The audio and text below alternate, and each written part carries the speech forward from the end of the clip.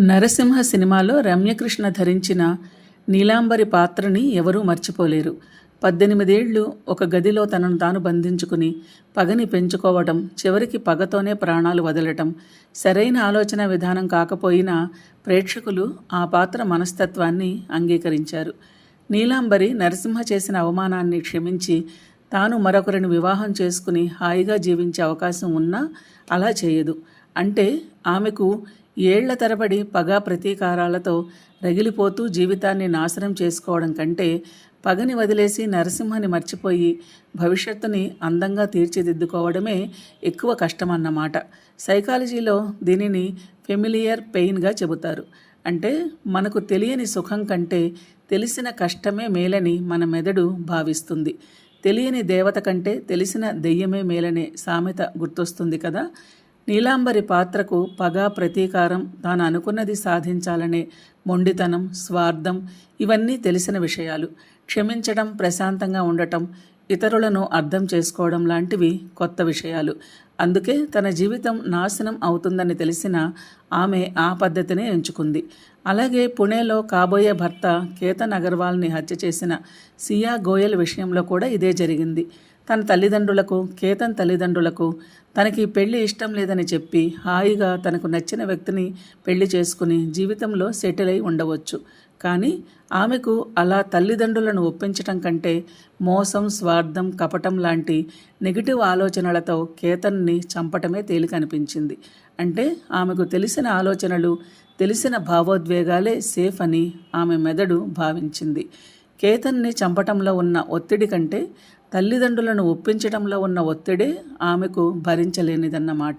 ఇలాంటి వారు తమని తాము మార్చుకోవాలనుకున్నా అది సాధ్యం కాదు. తమకు తెలియకుండానే తిరిగి తమ పాత ధోరణుల్లోనే ఆలోచిస్తుంటారట. న్యూరో సైన్స్ ప్రకారం దీనికి స్పష్టమైన వివరణలు ఉన్నాయి. కొత్తగా ఆలోచించడం, తనకు అలవాటు లేని రీతిలో స్పందించడం లాంటివి మన మెదడుకి నచ్చదు. దానికి అవన్నీ ఓవర్లోడ్ అనిపిస్తుంది. తనకు తెలిసిందే తనకు భద్రతగా భావిస్తుంది.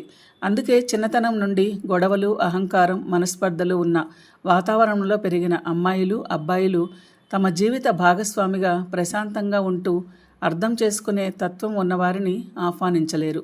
వారి సబ్కాన్షియస్ మైండ్ చిన్నతనం నుండి తాము పెరిగిన వాతావరణాన్ని సురక్షితమైనదిగా భావిస్తుంటుంది.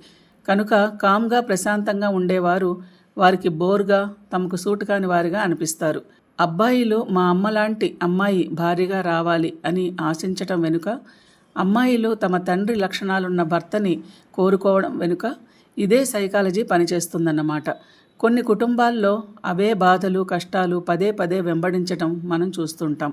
అంటే ఆ కుటుంబాల్లోని వ్యక్తులు వారికి తెలియకుండానే తమకు తాముగా వాటిని కోరుకుంటున్నారని భావించాలి.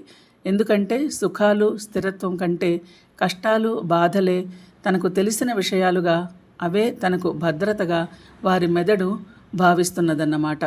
అందుకే మన పెద్దవాళ్ళు చిన్నతనం నుండే క్రమశిక్షణని అలవాటు చేయాలి అంటారు. చిన్నతనం నుండి మంచి అలవాట్లు, క్రమశిక్షణ అలవాటైతే మన మెదడు వాటికే అలవాటు పడుతుంది. కనుక అవే తనకు భద్రతగా ఫీల్ అవుతుంది. అలాంటి వారి జీవితం బాగుంటుంది. కొత్త ఆలోచనలు, పనుల కోసం మెదడు మరింత శక్తిని ఖర్చు చేయాల్సి వస్తుంది. అది దానికి నచ్చదు. అవినీతికి పాల్పడే వ్యక్తికి అది అతని ఆలోచనలకు అలవాటైన విషయం కనుక దానిని అతని మెదడు అత్యంత సురక్షితమైన పనిగా భావిస్తుంది. మంచిగా మారడం అతనికి భయం గొలిపే ఆలోచన. ఎందుకంటే మెదడు తనకు అలవాటైన ఆలోచనలే తన సర్వైవల్ సూత్రాలుగా అనుకుంటుంది. డబ్బు సంపాదన విషయంలో కూడా ఇది చాలా బలంగా పనిచేస్తుంది. కొత్త ప్రయత్నాలు చేయకపోతే డబ్బు రాదని, పేదరికంతో బాధపడాల్సి వస్తుందని తెలిసినా మనం రిస్క్ తీసుకుని మనకు తెలియని సంపాదన మార్గాల వైపు వెళ్ళకపోవడానికి ఇదే కారణం. పేదరికం, డబ్బు లేకపోవడం వలన వచ్చే బాధలు మన మెదడుకి తెలిసిన విషయాలు. రిస్క్ చేసి ఏదైనా వ్యాపారం చేస్తే లాభం వస్తుందో రాదో తెలియదు. ఎంతవరకు విజయవంతమవుతామనే అవగాహన లేదు. అలాంటప్పుడు నూతన ప్రయత్నాల వలన వచ్చే యాంగ్జైటీ కంటే తనకు తెలిసిన పేదరికం, కష్టాలే మెదడుకి తక్కువ శ్రమని కలిగిస్తాయి. మన మెదడులోని న్యూరల్ నెట్వర్క్ కెమికల్స్ దీనికి అనుగుణంగా పనిచేస్తుంటాయి. మరెలా మంచి విషయాలకు అలవాటు పడడానికి మొరాయించే మెదడు ట్రాప్ నుండి మనం ఎలా బయటపడాలి? దీనికి చాలా గొప్ప విల్ పవర్ అక్కర్లేదంటున్నారు మానసిక శాస్త్రవేత్తలు. మనకు అలవాటు లేని, మన భవిష్యత్తుకి పనికొచ్చే చాలా చిన్నపాటి పనులను ప్రతిరోజు చేస్తూ పోవాలి. అలాంటి చిన్నపాటి మార్పులు కూడా మంచి ఫలితాన్ని ఇస్తాయి. ఇవన్నీ ఒక్కసారిగా జరగాలంటే జరగవు. అలాగే బాగా సమస్యల్లో కూరుకుపోయినప్పుడు వాటి నుండి బయటపడేందుకు తీవ్రంగా శ్రమిస్తామంటే కూడా కుదరదని మానసిక నిపుణులు చెబుతున్నారు. దానికంటే చిన్న చిన్న ప్రయత్నాలను ఆపకుండా నిరంతరం చేయడం వలన మన మెదడు మార్పుకి అలవాటు పడుతుందని వారు సలహా ఇస్తున్నారు. మన జీవితానికి పనికిరాని విషయాలు మనలోనే ఉన్నప్పుడు వాటికి విరుగుడుగా పనిచేసే మార్పులను ఒక్కొక్కటిగా చేసుకుంటూ పోవాలి. లేకపోతే ఆ పనికిరాని విషయాలు కొన్నిసార్లు మనల్ని కూడా నీలాంబరిలా, సియాలా మార్చే ప్రమాదం ఉంటుంది.